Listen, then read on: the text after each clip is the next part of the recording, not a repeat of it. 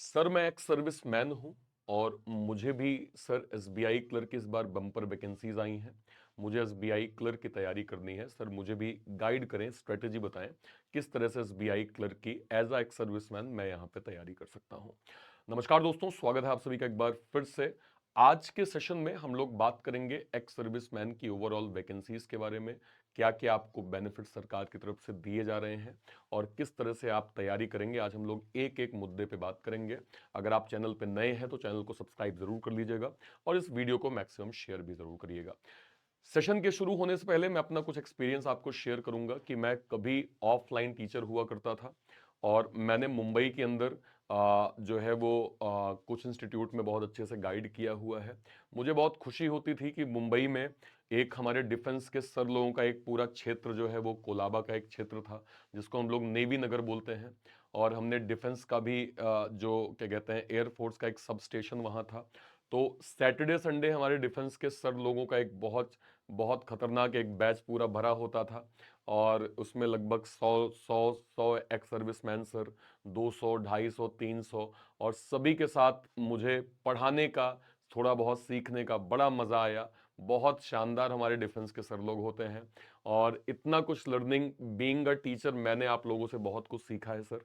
और मैं तो ये हमेशा कहता भी हूँ, लाइव क्लास में कहता हूँ कि अगर मेरे पास दो स्टूडेंट हैं, एक नॉर्मल स्टूडेंट है और एक हमारे एक्स सर्विसमैन सर हैं, और अगर मुझसे कोई बोले कि बताइए आप बेट अगर लेंगे कि अगर दोनों को बराबर एक डिसिप्लिन सब कुछ मौका दिया जाए तो किसका सिलेक्शन पहले होगा, तो मैं हमेशा ये बोलता हूं कि हमारे एक्स सर्विसमैन जो हैं वो पहले सिलेक्शन लेंगे। कारण यह है कि इनको ज्यादा नहीं सिखाना पड़ता, इनको डिसिप्लिन नहीं बताना पड़ता, इनको रूटीन नहीं बताना पड़ता, इनको मेहनत कैसे करना है वो नहीं बताना पड़ता, क्योंकि ऑलरेडी सर लोगों ने इतना सीखा हुआ होता है, इतना जिंदगी का अनुभव किया होता है कि सर लोगों को डिसिप्लिन सब पता होता है। इन्हें बस एक सही डायरेक्शन दे दी जाती है कि सर आपको ऐसे पढ़ना है, ऐसे पढ़ना है, ऐसे पढ़ना है, और सर लोग जो है वो अपनी मेहनत से सब कुछ कर लेते हैं। ऐसा मैं इसलिए भी कह रहा हूं क्योंकि एक टाइम के बाद है ना, हमारे सर लोगों की 15 साल, 17 साल, 20 साल ऐसा कुछ अलग अलग अनुभव होता है डिफेंस के अंदर। तो जब आप सेकेंड इनिंग का आपको मौका मिलता है तो ऑलरेडी आपके पास परिवार की एक रिस्पॉन्सिबिलिटी होती है, जिसमें आपकी खुद की फैमिली होती है, आपके बच्चे होते हैं, आपके पेरेंट्स होते हैं।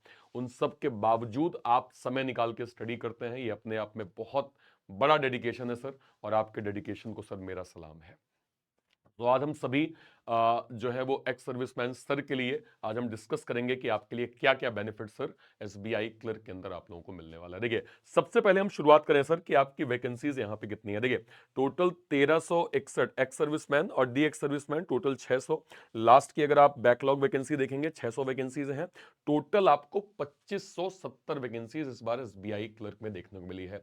और इसमें जो मैक्सिमम स्टेट है सर जहां पे नंबर ऑफ वैकेंसीज आपको अच्छी खासी मिली है, उसमें सबसे इंपॉर्टेंट तो एमपी, इसके अलावा यूपी, यूपी के बाद यहाँ पे बिहार, और बिहार के साथ यहाँ पे गुजरात। ठीक है, ये कुछ ऐसे स्टेट्स हैं जहाँ पे वैकेंसीज के नंबर्स थोड़े ज्यादा हैं। तो जो भी हमारे सर लोग यहाँ से फॉर्म भरने वाले हैं, है ना, उनके लिए एक जो है वो बेनिफिट है कि यहाँ पे नंबर ऑफ वैकेंसीज ज्यादा होंगी। ठीक है, गुजरात में एक फायदा ये है सर कि यहाँ पे जनरल की भी इस बार, मतलब जो इस साल की वैकेंसी है वो भी है, बैकलॉग में भी गुजरात के नंबर्स अच्छे हैं। तो गुजरात से जो भी हमारे डिफेंस के सर लोग हैं उनको तो काफी बेनिफिट होने वाला है। मतलब आप बस समुचित स्टडी करिए सर, बाकी एग्जाम और जॉब तो आपके हाथ में है सर, है ना। ठीक है, चलिए आगे बढ़ते हैं। दूसरा जो एक बेनिफिट होता है वो सर आपको एज का बेनिफिट मिल जाता है। एज का बेनिफिट क्या होता है इसको हम लोग डिटेल समझते हैं। जैसे यहाँ पे सर लोगों का लिखा हुआ है actual period of service rendered in defence services plus 3 years, यानी कि सर लोगों का जितना डिफेंस में एक अनुभव हो चुका है उससे 3 साल एक्स्ट्रा जो है वो आपको जो है वो बेनिफिट मिलता है यहाँ पे एज का। जैसे फॉर एग्जांपल मैं इसको एग्जांपल के तौर पे क्लियर करूं, सपोज करिए सर आपकी उम्र 45 साल है। 45 साल आपकी उम्र है सर, अभी आज की एज में मैक्सिमम एज लिमिट जो है वो 50 होती है, तो ध्यान रखिएगा आपका एज 50 से ऊपर नहीं होना चाहिए। आपकी उम्र 45 साल है सर, 17 ईयर आपने वर्किंग करी है, तो 17 ईयर प्लस 3 ईयर यानी आपको टोटल 20 साल का रिलैक्सेशन मिलेगा। यानी अगर आपकी उम्र 45 साल है सर, तो आपकी एज जो है वो काउंट कितनी की जाएगी, आपकी एज सर यहाँ पे 25 काउंट की जाएगी। यानी कि अगर मान लीजिए पर्टिकुलर एग्जाम में 28 ईयर जो है वो मैक्सिमम एज लिमिट है, तो आपको 3 साल का बेनिफिट और मिलेगा। अभी आप 3 साल और आगे तैयारी कर सकते हैं।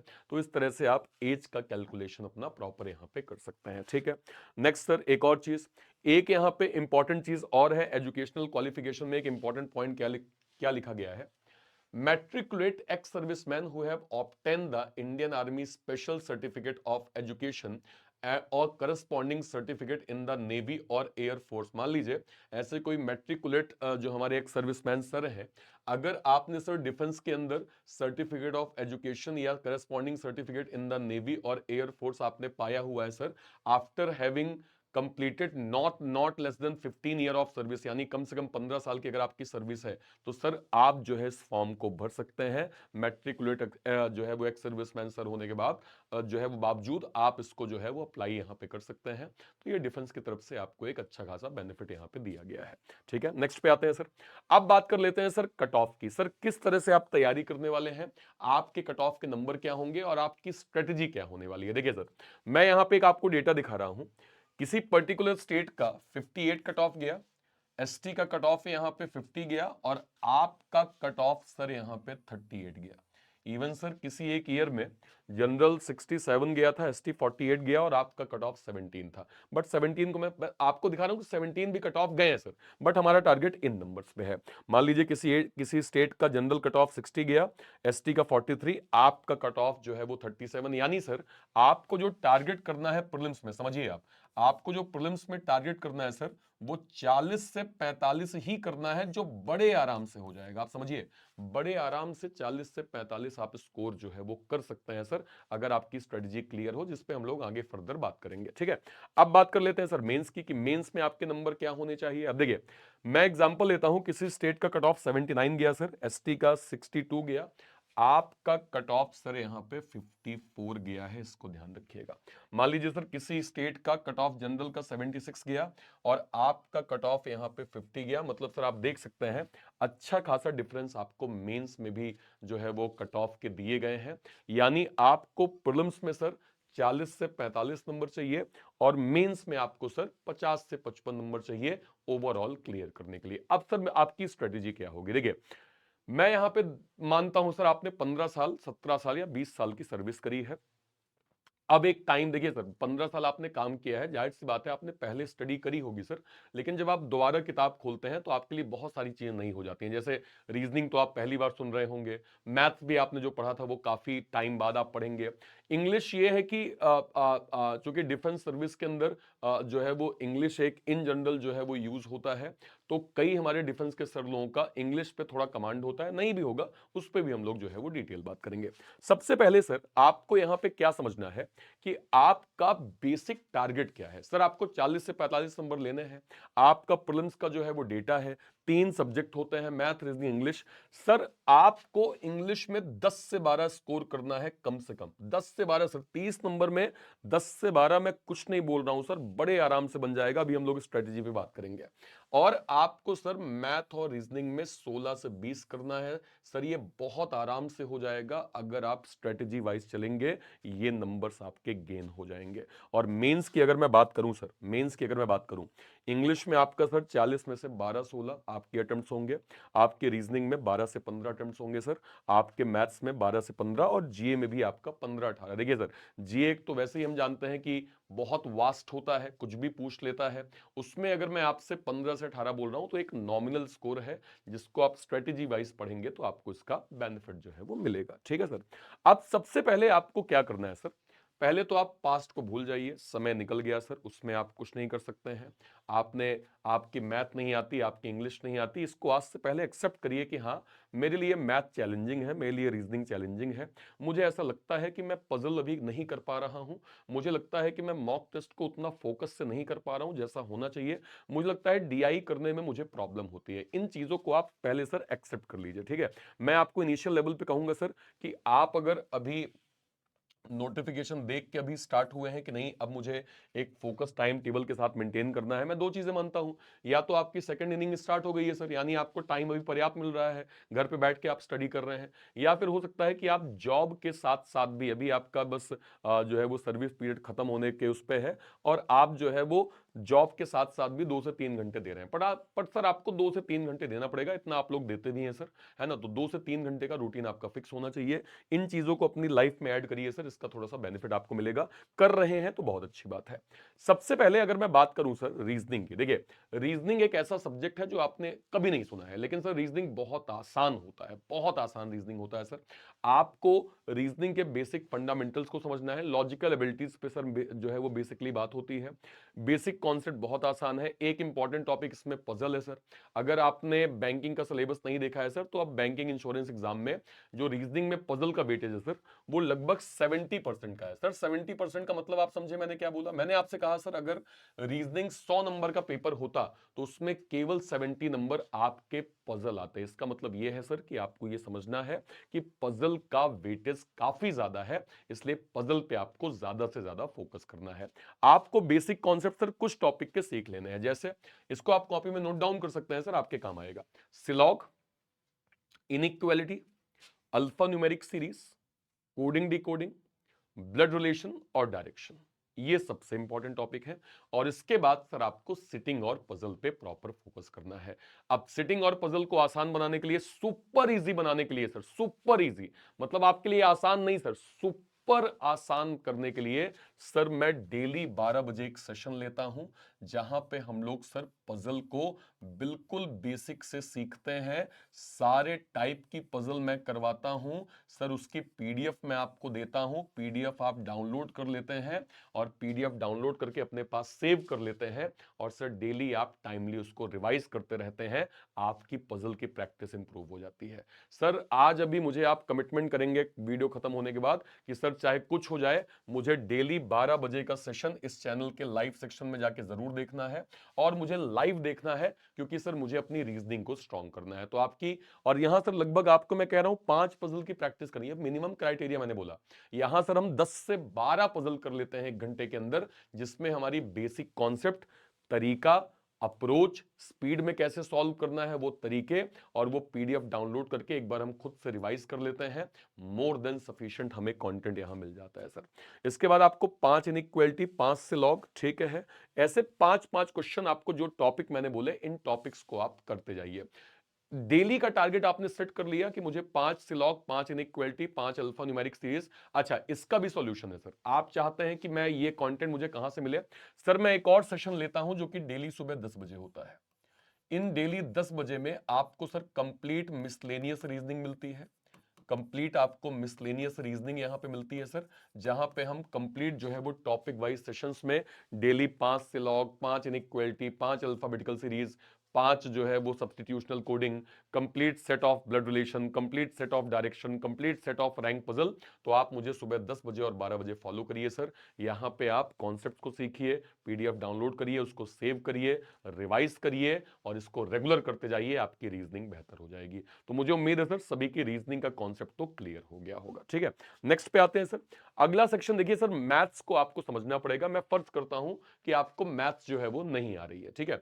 आपने पढ़ा है स्कूल कॉलेजेस में, स्कूल में आपने पढ़ा होगा, अभी आप दोबारा अभी बहुत दिन बाद आपने जो है वो बुक्स को ओपन किया है। आपको सर सबसे पहले स्क्वायर को जो है वो एकदम याद कर लेना है 1 से 50। मतलब आपसे कोई बोले 20 का स्क्वायर क्या है, तो आपको मुंह जवानी 400 क्लियर होना चाहिए। सेम आपको सर क्यूब जो है वो पता होना चाहिए, कि आपसे कोई पूछे बताओ 5 का क्यूब क्या है, 125 बिल्कुल रटा होना चाहिए।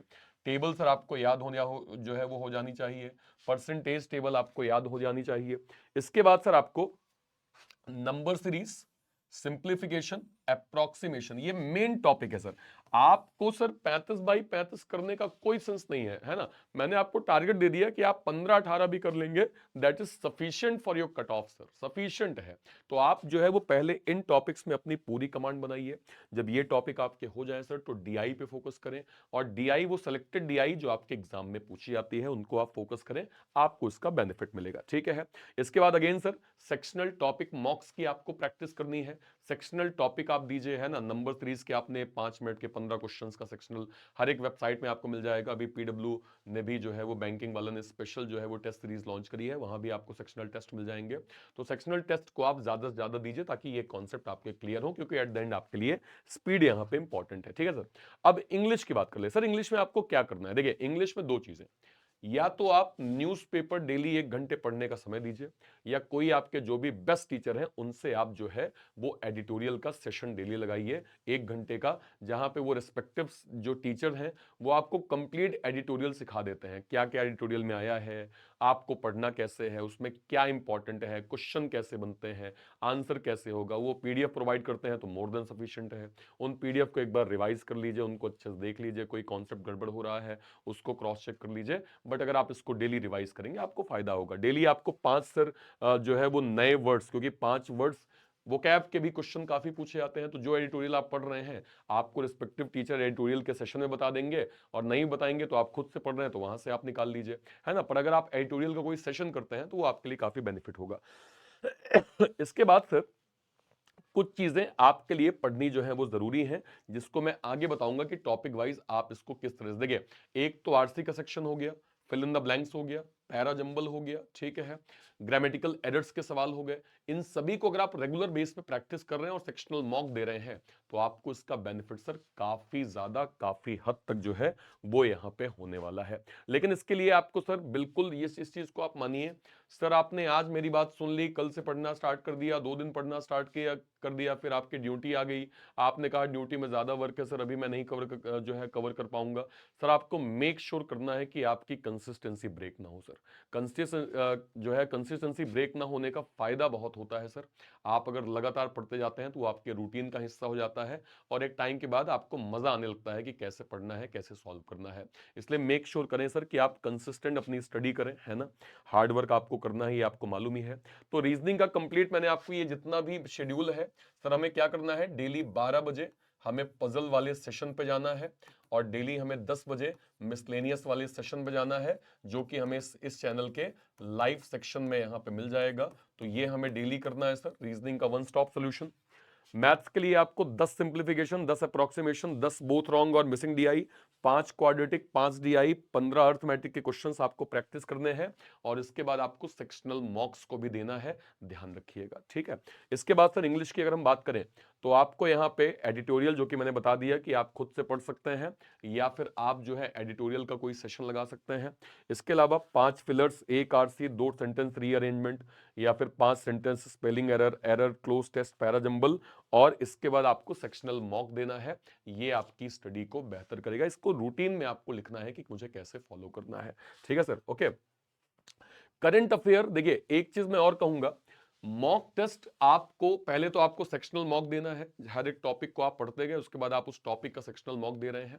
हफ्ते में आप सब तय कर लीजिए कि आपको 2 मॉक अभी इनिशियल लेवल पे, एटलीस्ट 15-20 जनवरी के पहले पहले, जब तक आपको एडमिट कार्ड नहीं मिल रहा है, हफ्ते में 2 से 3 मॉक आप दीजिए, जहां पे कंप्लीट मॉक आप हफ्ते में 2-3 में मतलब 2-3 बार ही दीजिए, ताकि आपको एक बार कंप्लीट अपनी स्टडी पता चल जाए, आप कहां लैग कर रहे हैं, उसको मिस्टेक्स को समझिए, उसको ओवरकम करिए, गलतियां सीखिए, जिस टॉपिक में आपसे गलत हुआ है उसके 10-15 क्वेश्चंस की प्रैक्टिस करिए।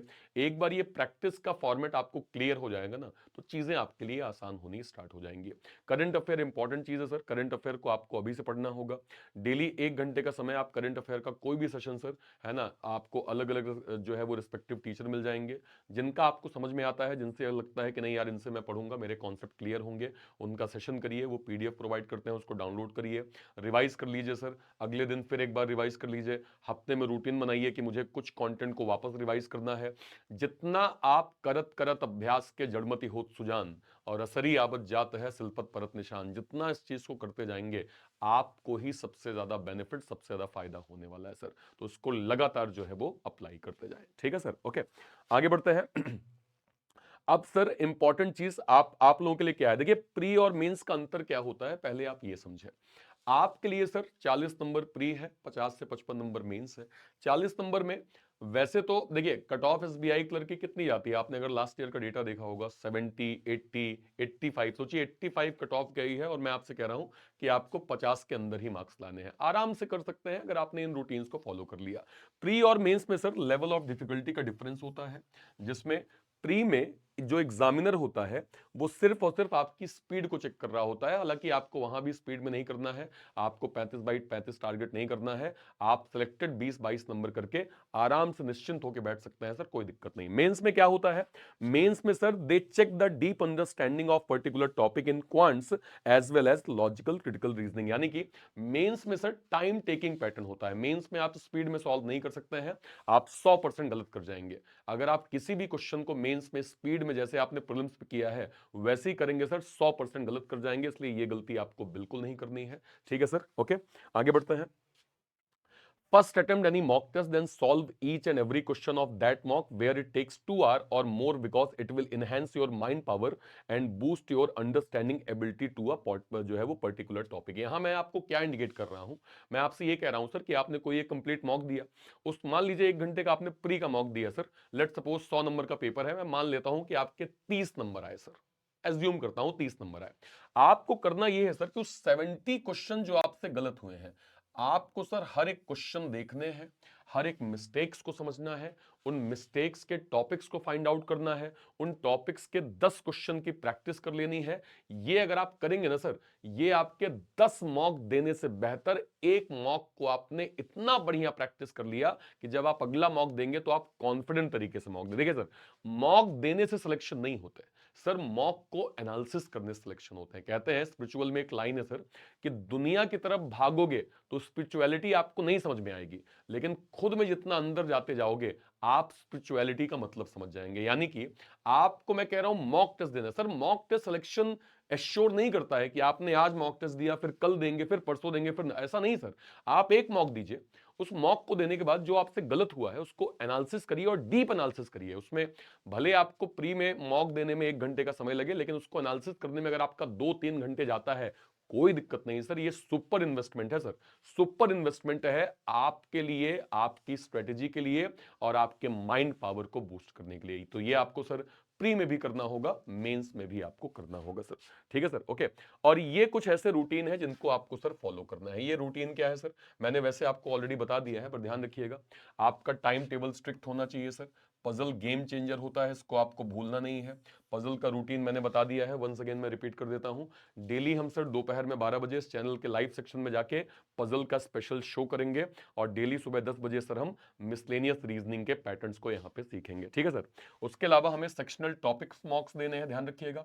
एक्यूरेसी पे हमें फोकस करना है हमेशा। अगर आपका सिलेबस कंप्लीट हो गया, लेट सपोज सिलेबस कंप्लीट हो गया तब की बात है, अगर अभी सिलेबस कंप्लीट नहीं हुआ है तो आप हफ्ते में 2-3 मॉक दीजिए, वो मैंने आपको रूटीन बता दिया। स्पीड मैथ्स भी इंपॉर्टेंट होती है सर, उसको भी आपको प्रॉपर फोकस करना होगा। तो मैंने आपको सर श्योर शॉर्ट स्ट्रेटेजी, बिल्कुल क्लियर स्ट्रेटेजी बता दी है कि आपको जो है वो कैसे एग्जाम क्वालिफाई करना है। और मैं आपको बता दूं सर, मेरे बहुत से डिफेंस के सर लोग हैं, आज अलग अलग जगह पोस्टेड हैं सर। और मेरे को सर बड़ा मजा आता है, कभी मैं दिल्ली जाता हूँ, हमारे दिल्ली में एक पवन सर हैं, एसबीआई क्लर्क में सर अभी वो लगे हुए हैं।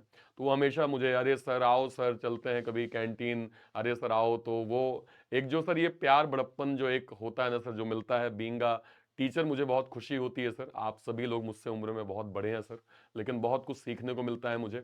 और मुझे बहुत खुशी है सर कि आज मैं नॉर्मल स्टूडेंट से ज़्यादा एक हमारे एक्स सर्विसमैन सर लोगों के साथ कनेक्टेड हूँ। बहुत कुछ सीखता रहता हूँ सर मैं आप लोगों से, और ज़िंदगी की बेटर चीज़ें कैसे अच्छी हो सकती हैं उस पर भी जो है वो मुझे गाइडेंस आप लोगों की मिलती रहती है। तो बेस्ट विशेष सर आपको। कहीं कोई डाउट होता है वीडियो के कमेंट सेक्शन में अपनी बात आप जरूर रखिएगा। एक इंपॉर्टेंट चीज़ मैं आपको और बता देता हूं सर, एसबीआई क्लर्क का बैंकिंग वाला ने स्पेशल एक बैच लॉन्च किया है, और इस बैच में आप एसबीआई क्लर्क की बिल्कुल प्री टू मेंस आप तैयारी यहाँ पे कर सकते हैं, जो कि आपको फिलहाल डिस्काउंटेड प्राइस में, फिलहाल हमने आज ही क्रिसमस का जो है वो सेल यहाँ पे लॉन्च किया है, जहां पे एक अस्त्र हमारा सब्सक्रिप्शन पैकेज है सर। इसके अंदर आपको 1999 रुपए में इंपॉर्टेंट सारे exams, SBI, IBPS, IBPS PO clerk, RRB PO clerk, SBI PO clerk, सभी बड़े एग्जाम्स का एक्सेस आपको सर बैच का यहाँ मिल जाएगा, जो कि 1 साल के लिए केवल 1999 रुपए में यहाँ सब कुछ आपको मिल जाएगा सर। प्री मेंस इंटरव्यू की गाइडेंस है ना, अगर कहीं पे लेट सपोज है इंटरव्यू, इसके अलावा sir complete content, DPPs, notes, mock test, सब कुछ आपको सर यहाँ पे मिल जाएगा। तो ये एक आपको कंप्लीट पैकेज यहाँ पे दिया जा रहा है सर। और इसके अलावा बैंक महापैक है हमारा सर। बैंक महापैक में सभी एग्जाम्स, ऑल बैंकिंग और इंश्योरेंस एग्जाम का एक्सेस आपको सर मिल जाएगा 1 साल के लिए। 2299 रुपए यहाँ पे फीस है। और इसके बाद सर ये हमारा यहाँ पे एसबीआई का क्रैक 2.0 बैच है, जहाँ पे सर प्री और मेंस का कंप्लीट हम कवरेज आपको प्रोवाइड कर रहे हैं। इसको अगर आप सेपरेट अवेल करेंगे तो ये 1599 रुपए में पड़ेगा, 1549 में। बट मैं आपको रिकमेंड करूंगा सर कि आप इसको जो है वो अस्त्र में या बैंक महापैक के साथ अवेल करें। आपको इसमें इसके फीचर्स और बेनिफिट्स काफी अच्छे मिल जाएंगे। ठीक है, आई होप आपको बताया गया सेशन अच्छे समझ में आया होगा सर। कहीं कोई डाउट होता है वीडियो के कमेंट सेक्शन में अपनी बात आप जरूर रखिएगा। Till then bye bye, thank you so much, जय हिंद, थैंक यू।